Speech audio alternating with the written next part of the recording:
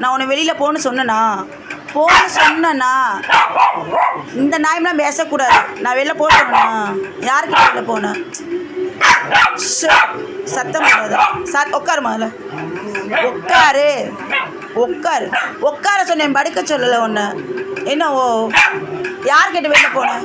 உன் மேட்டுக்கிட்ட எடுத்துகிட்டு வெளியில் போ. வீட்டை விட்டு வெளியில் போய் என் பேச்சு கேட்காத, எனக்கு தேவையில்லை.